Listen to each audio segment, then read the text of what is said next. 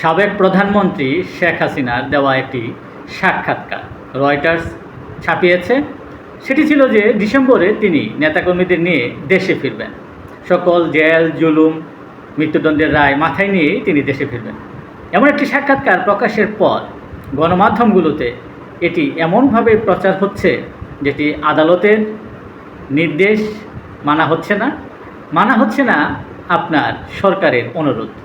সরকার অনুরোধ জানিয়েছে গণমাধ্যমগুলোতে যেন শেখ হাসিনার কোনো বক্তব্য কোনো কিছুই যেন প্রকাশ করার আগে আদালতের যে নির্দেশ আছে সেটি যেন মানা হয়, এই বলে অনুরোধ করা হয়েছে। কিন্তু সেটি আর থামছে না, বরং অনুরোধ করার পর এর ব্যাপকতা আরও বৃদ্ধি পায় এবং বিভিন্ন আঙ্গিকে, কেউ বা মন্তব্য আকারে, কেউ বা বিশ্লেষণ আকারে, কেউ বা প্রতিবেদন আকারে, কেউ বা গবেষণা আকারে তিনি আসলে কি হবেন না হবেন, কি হতে পারে না, কিভাবে আসবেন, কিভাবে প্রবেশ করবেন, বিমান যুগে না স্থলপথে, নানা বিষয়গুলো ঘুরিয়ে ফিরিয়ে তারা যখন আলোচনা করেন, তখন রয়টার্সকে দেওয়া সাক্ষাৎকারে তিনি কি বলেছেন সেটি আবার পড়ে শোনান। যত গণমাধ্যমগুলোতে টকশো থেকে শুরু করে সমস্ত কিছুতেই শেখ হাসিনাকে নিয়ে যে আলোচনা হচ্ছে এমনটাই হচ্ছে। এখন প্রশ্ন হচ্ছে, সরকারের অ্যাটর্নি জেনারেলও বলছেন শেখ হাসিনা দেশে এসে আদালতে আত্মসমর্পণের কোনো সুযোগ নেই, কেননা তিনি দণ্ডপ্রাপ্ত আসামি। অন্যদিকে আবার যারা বিরোধী মত বলেন কিংবা আইন বিশ্লেষক যারা আছেন, আইনজ্ঞ যারা আছেন, তারা বলছেন যে না, এই একই আদালত মানবতা বিরোধী অপরাধের জন্যে আবুল কালাম আজাদ ওরফে বাচ্চু রাজাকার 2013 সালে তাকে মৃত্যুদণ্ড দিয়েছিল, ফাঁসির কাস্টে ঝুলিয়ে তাকে মৃত্যুদণ্ড কার্যকর করার আদেশ দিয়েছিল এই একই আদালত। অথচ 5ই আগস্টের পর দেখা গেল তার এই মৃত্যুদণ্ডের এই আদেশ স্থগিত হলো এবং তিনি আত্মসমর্পণ করলেন, এখন দিব্যি ভালোই আছেন। তো শেখ হাসিনার ক্ষেত্রে কেন এটি হবে না, যেহেতু আদালত একই? এটা অনেকেই বলছেন। আবার পররাষ্ট্র প্রতিমন্ত্রী শামা ওয়াজেদ তিনি বলছেন যে ভারতের সাথে বন্দি বিনিময় চুক্তি অনুসারে শেখ হাসিনার প্রত্যাবর্তনের ব্যাপারে আলোচনা চলছে।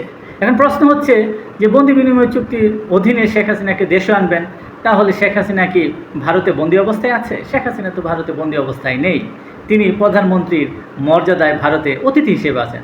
তাহলে যিনি বন্দি অবস্থাতেই নেই তাকে বন্দি বিনিময় চুক্তির আন্ডারে কিভাবে দেশে আনবেন? আবার কেউ কেউ বলছেন শেখ হাসিনা যখন বিমানবন্দরে আসবে তাকে ফুল দিয়ে সাদরে গ্রহণ করা হবে, ফুলের মালা দিয়ে গ্রহণ করা হবে, তবে সেই মালা থাকবে ফাঁসির দড়ি, তাকে যেখানেই পাওয়া হবে সেখানেই ফাঁসি কার্যকর করা হবে। অনেকেই এটা বলছেন। এর মানে সেখানেও আপনার একটা মবতন্ত্রের দৃশ্য বা কথাবার্তা দেখা যাচ্ছে।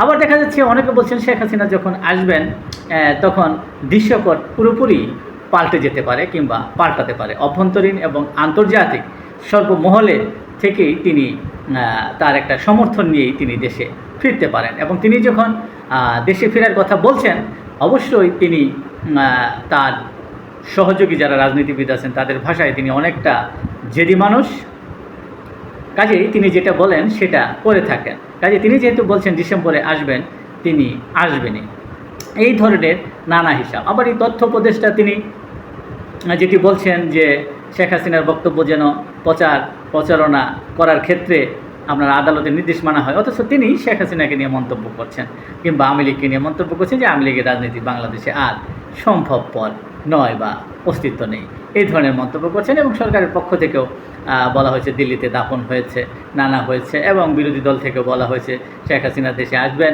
এটা কার্যকর করার জন্যই আসবেন। আসলে বাস্তবতা কী? দেখা যাচ্ছে যে এই যে আপনার আদালতের নির্দেশ, এটাও যেমন মানা হচ্ছে না, আবার সরকারের অনুরোধও মানা হচ্ছে না। গণমাধ্যমগুলো যেন শেখ হাসিনার এই দেশে ফেরার আশার এই বক্তব্যকে ঘিরে আলোচনা তীব্র থেকে আরও তীব্রতর হচ্ছে। সত্যিকার অর্থে আসলে আদালতের নির্দেশ, সরকারের অনুরোধ সব কিছুই উপেক্ষিত শেখ হাসিনার দেশে ফেরাকে কেন্দ্র করে। এখন আজকে আবার যেটি দেখা গেল, শিক্ষামন্ত্রী বললেন ছাত্রদেরকে যে এরা হচ্ছে আপনার ফার্মের মুরগির মতো। কাজেই অনেকেই আবার বলছেন এই ফার্মের মুরগিরাই শেখ হাসিনাকে দেশে ফেরাবে, এবং কেউ কেউ বলছেন যে এই ফার্মের মুরগি আপনাদেরকে ক্ষমতায় বসিয়েছে, শিক্ষামন্ত্রী বানিয়েছে। কাজেই রাজনীতি আসলে কোন দিকে যাচ্ছে বলা খুবই কঠিন। রাজনীতিতে শেষ বলে যেমন কোনো কথা নেই, এবং আমরা যারা সাধারণ মানুষ আছি তাদেরও সামনের দিনগুলোতে দেখার অপেক্ষা করা ছাড়াও আসলে কিছুই নেই। এখানে আজকের মতো শেষ করব। সকলে ভালো থাকবেন, সুস্থ থাকবেন। আসসালামু আলাইকুম ওয়া রাহমাতুল্লাহ।